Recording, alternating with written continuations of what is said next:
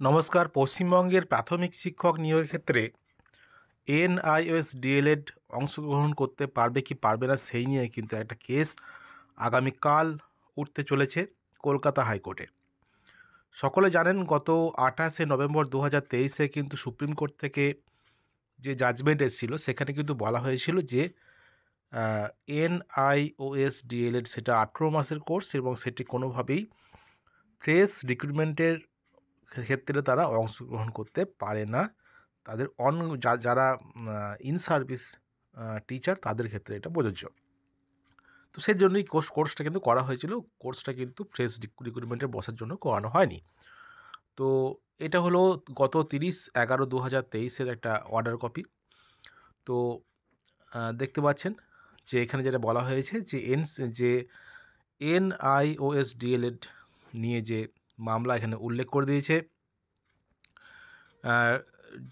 যেটা হয়েছিল honourable supreme court থেকে যেটা হয়েছিল, উত্তরাখণ্ড থেকে যে কেসটা গিয়েছিল NIOS, which is required the taken into consideration by the authority, namely West Bengal Board of Primary Education. Therefore, I direct the West Bengal Board of Primary Education to take note of the judgment which was delivered 28 November 2023 and to come back with written notes of submission on the next date of hearing. অর্থাৎ পরের hearing অর্থাৎ আগামীকাল যে ডেটটা দিয়েছে 4 জানুয়ারি 2024, সেখানে প্রাথমিক শিক্ষা পর্ষদকে লিখিতভাবে তাদেরকে জানাতে বলেছে যে তারা এই বিষয়ে তারা কী পদক্ষেপ করছেন, এই বিষয়ে যে এনআইওএস যে ডিএলএড বিষয়ে যে প্রাথমিক শিক্ষা পর্ষদ কী পদক্ষেপ করছে।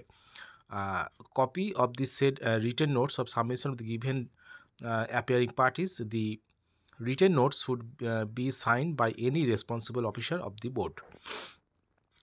তাহলে যেটা বলছে NCT being the ultimate academic authority in also directed to further, এনসিটিকেও কিন্তু বলা হয়েছে যে একটা রিটেন নোটস দিতে এনআইওএস ডিএলএডদের বিষয়ে।